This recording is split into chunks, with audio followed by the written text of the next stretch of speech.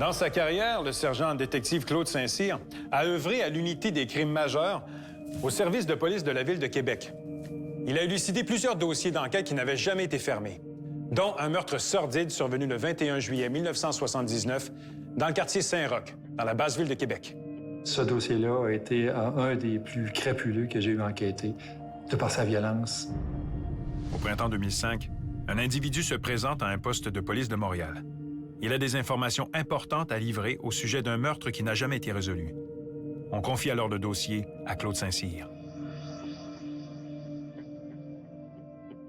À l'analyse du rapport des policiers du service de police de la Ville de Montréal, on voyait que cet individu-là avait une information qu'il gardait pour lui depuis des années.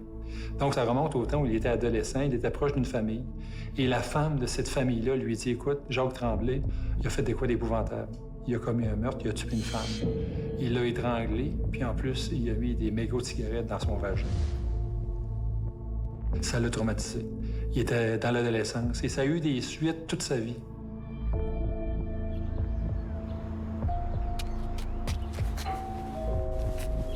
En 1999, soit 20 ans après les événements de 1979, un proche de la famille de Jacques Tremblay se rend chez lui pour le confronter au sujet du meurtre de Louise Lemieux. Il a de la difficulté à vivre avec cette information. Ce meurtre le hante et l'obsède au plus haut point. Il avait encore ça en mémoire. Il était allé confronter la personne en 99 pour lui dire « C'est-tu vrai? » Et là, il y a eu des aveux, une partie d'aveux à ce moment-là de Jacques Tremblay. Donc, pour dire que pendant ces 20 années-là, au moins de 79 à 99, il l'avait en tête. Nous, de notre côté, on prend l'information, mais il faut tout corroborer. Et il faut aussi évaluer l'information. Exemple, la femme qui dit au jeune adolescent « Jacques Tremblay a tué une prostituée, il l'a étranglée et il a mis des mégots de cigarettes dans son vagin », c'est pas de la preuve. C'est une information. Parce que l'information vient pas directement de Jacques Tremblay.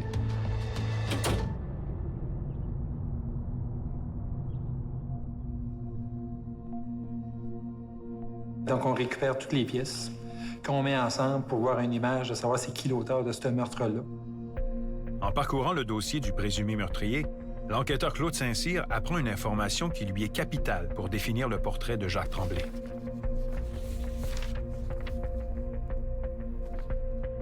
Jacques Tremblay avait été sentencé pour un meurtre commis en 1979, qui avait à ce moment-là poignardé sa conjointe et qu'il avait été sentencé à 9 ans de pénitencier. À l'été 1979, Jacques Tremblay est ivre lorsqu'il assassine Ginette Martin, sa conjointe de l'époque. Il la tue en la poignardant à la poitrine et en la rouant de coups de marteau. Tremblay plaide coupable et écope de 9 ans de prison pour homicide involontaire.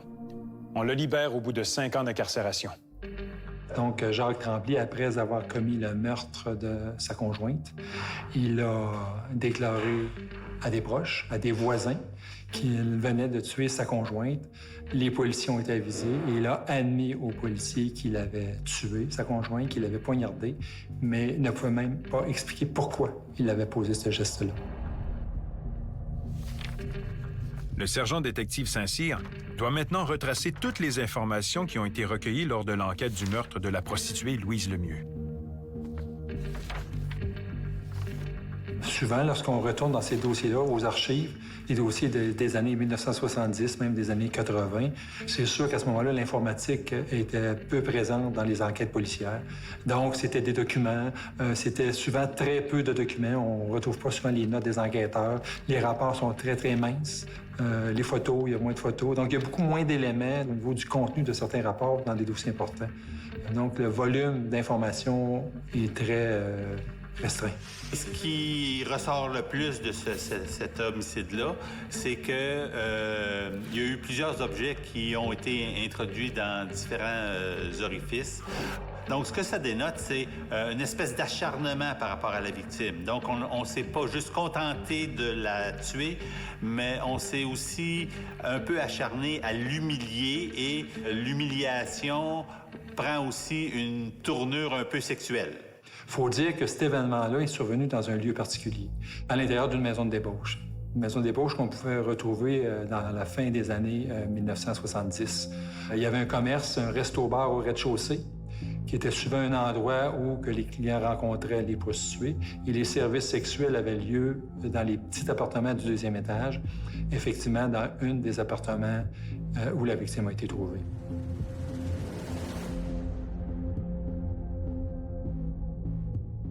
On a une surprise incroyable, c'est qu'on voit que dans le cadre de cette enquête-là, 4 jours après le meurtre, donc le 25 juillet 1979, Jacques Tremblay est interrogé par la police de Québec.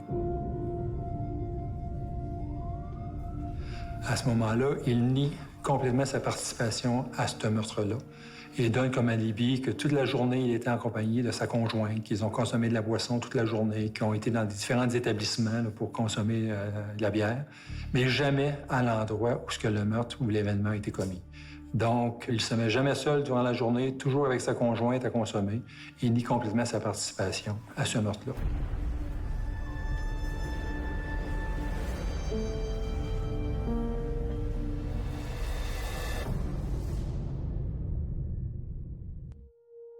« 25 ans se sont écoulés depuis le meurtre de la jeune prostituée Louise Lemieux. L'enquêteur Saint-Cyr dispose de très peu d'informations au sujet de ce meurtre. Chose certaine, le crime en question s'est produit le 21 juillet 1979, soit 9 jours avant que Jacques Tremblay n'assassine sa conjointe, Ginette Martin. Dans les dossiers comme ça, cold case, c'est toujours la première étape est toujours la même, c'est revenir, dans le fond, au début du dossier et revoir au niveau de la scène, le travail qui était fait sur la scène, revoir les pièces à conviction qui sont encore en notre possession, revoir effectivement s'il y a des éléments dans les pièces à conviction qu'on a encore, qu'on pourrait renvoyer au laboratoire de sciences judiciaires pour qu'il y ait une nouvelle expertise au niveau de l'ADN ou au niveau des empreintes. Il faut dire qu'en 1979, au niveau de la scène, on n'était pas capable d'obtenir le même résultat qu'on aurait aujourd'hui si on ferait cette même scène-là. L'ADN n'existait pas. Le prélèvement des empreintes était présent, mais c'était moins développé avec les techniques. Les outils étaient moins spécialisés également. Donc, au niveau de la scène, on était plus restreint pour aller chercher des informations. Moi, j'ai analysé le rapport et je constate que ce dossier-là, ils l'ont enquêté longtemps, pendant plusieurs mois. Plusieurs témoins ont été rencontrés. Entre autres, dans les premiers témoins rencontrés, il y a eu la serveuse. Elle, la serveuse, elle transmet de très bonnes informations parce qu'elle mentionne aux policiers à ce moment-là qu'elle a vu dans cette soirée-là, donc vers 9h30, à l'intérieur du restaurant-bar, la prostituée. Elle déclare également, cette serveuse-là, qu'elle a vu un homme qu'elle ne connaît pas, qu'elle voyait peut-être pour la première fois. Donc, elle l'a vu quand même pendant plus d'1 heure. Elle a fourni aux enquêteurs de l'époque un portrait robot avec une description physique. Elle mentionnait que c'était un homme d'environ 35 à 40 ans, environ 5 pieds 8, 5 pieds 9, peut-être un 180 livres, avec des lunettes, cheveux bruns, avec un peu grisonnant. Portrait robot qui est fait à ce moment-là et qui est publié dans différents médias ou différents services de police.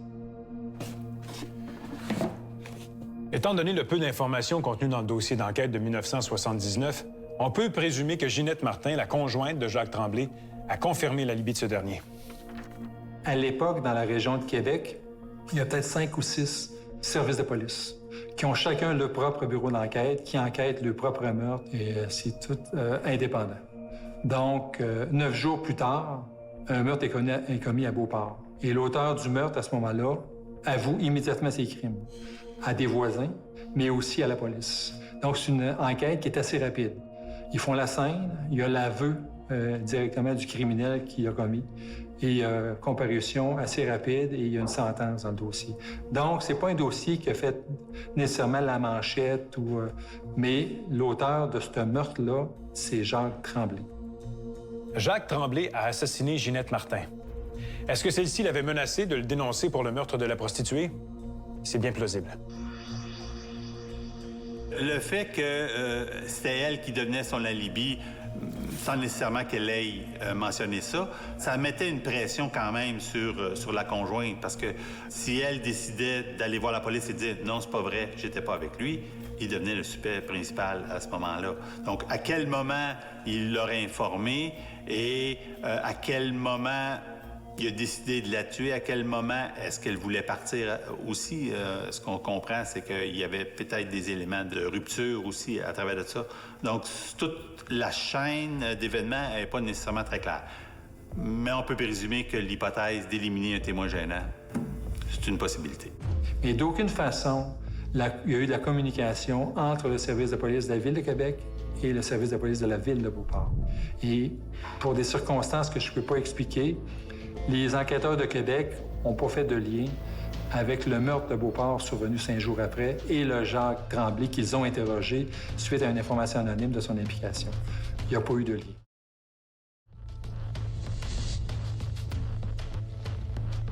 Donc, c'était la police de l'époque avec les services techniques de l'époque, les services de communication de l'époque. C'est ce qui est arrivé, mais d'aucune façon, les policiers ont été négligents dans ce travail-là. C'était la façon de faire de la police à ce moment-là. Les techniques d'enquête ont changé, les techniques de communication au service de police ont changé. Maintenant, la grande région de Québec est munie d'un bureau d'enquête de crimes majeurs qui fait toute la région de Québec au complet. Donc, ce genre de manque d'information n'existerait pas aujourd'hui, en plus des systèmes de communication qui se sont beaucoup améliorés. En 2005, donc les différentes pièces à conviction qu'on a retransmises au laboratoire pour le prélèvement possible d'ADN, on attendait un rapport. Ça a pris, on a eu le retour en 2006. Donc, on a reçu un document. C'est une preuve tellement importante, l'ADN, que juste un ADN sur une scène peut permettre une mise dans l'accusation. Donc, on est anxieux de savoir la réponse.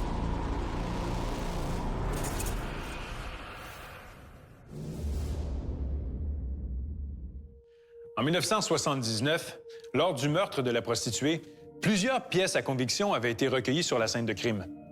Claude Saint-Cyr a demandé à ce que tous les éléments soient analysés de nouveau, espérant que les progrès de la technologie jouent en sa faveur et qu'il puisse obtenir un ADN lui permettant de confirmer la présence de Jacques Tremblay sur les lieux du crime.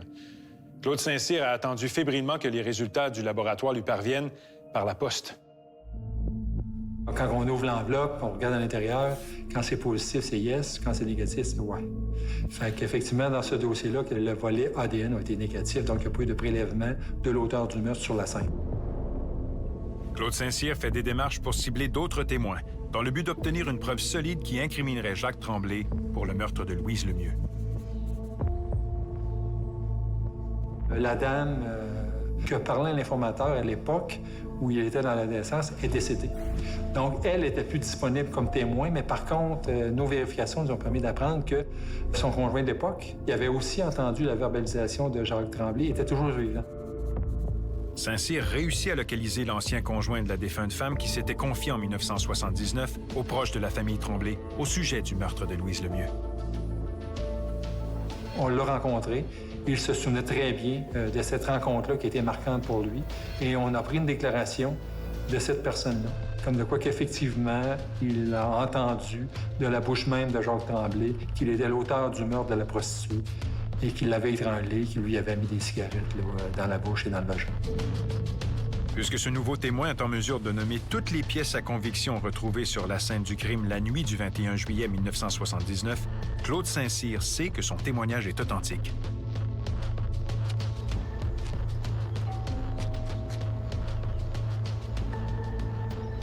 Le matin du 6 novembre 2008, l'enquêteur Saint-Cyr et un collègue se rendent chez Jacques Tremblay. Et c'est sa conjointe là, de l'époque qui était là. Elle nous a ouvert la porte, on s'est identifié comme policier, on s'est informé si Jacques Tremblay était là. Elle a dit oui, il est dans la salle de bain.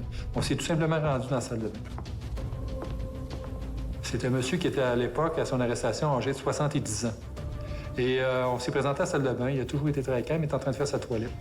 Donc on s'est identifié comme policier, on a expliqué qu'on était là pour procéder à son arrestation dans un dossier de meurtre. Il a demandé s'il pouvait finir sa toilette. Donc, on l'a laissé finir sa toilette comme il faut. Donc, il a fini sa toilette, s'est habillé. Il n'a jamais réagi fortement, d'aucune façon. Il a toujours été très collaborateur. Et tranquillement, on a procédé à son arrestation. Donc, on a donné ses droits, droit au silence, droit à l'avocat.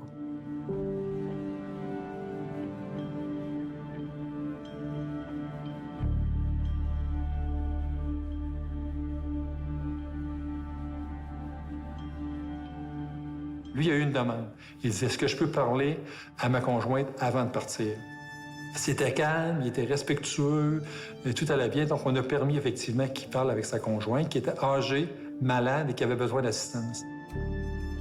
On sait que l'aspect sécuritaire des lieux est correct. On est policier à l'intérieur de la maison, avec une dame âgée qui a des problèmes de santé. Il y a un monsieur de 70 ans qu'on arrête. On est toujours en contrôle avec lui, on est toujours visuel avec lui. Donc, tout ce qui est fait dans cette journée-là est fait pour obtenir en bout de ligne un aveu. En étant respectueux, je pense qu'on augmente nos chances d'avoir l'aveu, d'avoir le respect de cette personne-là. Si on est bête, si on est arrogant, si on est baveux, oubliez ça, au bout d'une heure, il ne veut vraiment plus nous parler. Puis il dit, écoute, chérie, il dit, tu vas entendre toutes sortes de choses dans les médias, à la TV, à la radio. Mais il dit, base-toi pas juste là-dessus. Là, il l'a pris, ils se sont serrés dans ses bras, puis là, il a dit, je t'aime.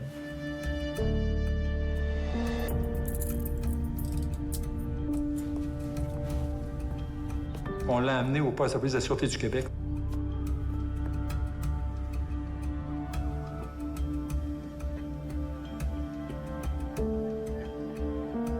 En force de discuter avec lui, j'ai compris. Il avait peur d'une grosse sentence. Il avait 70 ans. Si j'avoue ce meurtre-là, que le juge est sévère, qu'il me donne une grosse sentence, je vais mourir en prison. Donc, la résistance à vouloir avouer son implication dans ce meurtre-là, c'était la sentence parce qu'il avait 70 ans. Il s'est compté. 20 ans, ça le mène à 90. Avec la possibilité d'aller à l'extérieur, c'était pas sûr. Là. Et tranquillement, il s'est mis à ouvrir en disant, écoute, moi, j'ai l'impression que j'ai fait le temps pour les deux. Quand j'étais en prison, j'avais autant le meurtre de ma conjointe que le meurtre de la prostituée en tête. Donc, moi, j'ai fait vraiment le temps pour les deux. Moi, j'ai l'impression que j'ai rendu à la communauté, j'ai pris mes responsabilités, puis j'ai payé ma dette à la société, dans le fond. En dedans, j'étais exemplaire, j'ai arrêté de consommer, je me suis impliqué au niveau de l'aide aux autres détenus. Donc, ça, c'était un vrai également. Donc, puis après ça, on a parlé aussi de sa sortie de prison. Donc, toutes les années qu'il a passées, où il n'a jamais reconsommé, jamais fait d'acte de violence. Donc, on a tout regardé ça ensemble. Et à la fin, effectivement, il a admis qu'il était l'auteur du meurtre. Il a dit qu'en 1979, c'était un danger, c'était une bombe. Il dit qu'il était une bombe, puis que la consommation de boissons, ça le rendait fou. Il ne sait pas qu'est-ce que la boisson faisait dans son cerveau, mais il était complètement différent en boisson.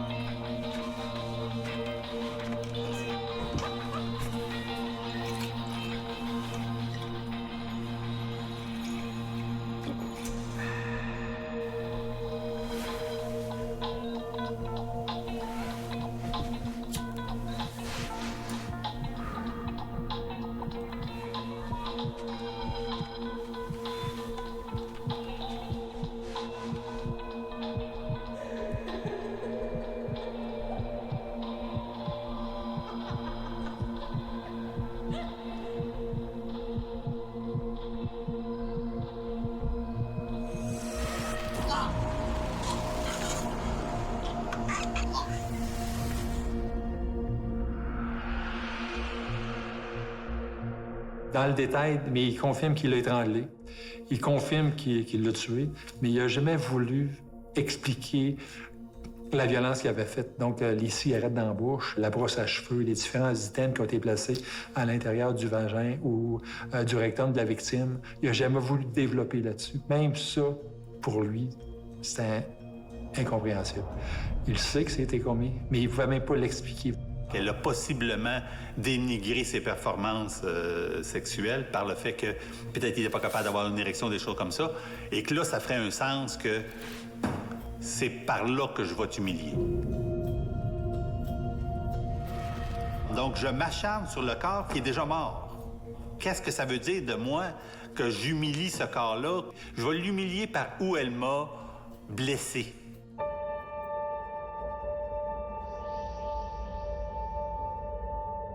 Là, c'est 29 ans après, donc c'est sûr qu'on a une satisfaction comme enquêteur, comme bureau d'enquête aussi, de régler ce genre de dossier-là. On était satisfait du travail accompli, satisfait que le dossier soit résolu et que l'individu, l'auteur du crime, fasse face à la justice.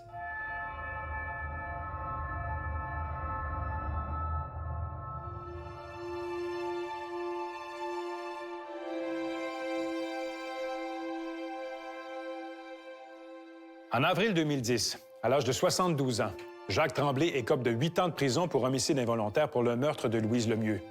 Après 3 ans de pénitencier seulement, il obtient une libération conditionnelle totale pour une conduite exemplaire et le maintien de sa sobriété depuis plus de 30 ans. Est-ce que ces 2 sentences auraient été beaucoup plus sévères s'il avait commis 2 meurtres aussi violents en date d'aujourd'hui? C'est à se demander si M. Tremblay a réussi, en quelque sorte, à échapper à la justice.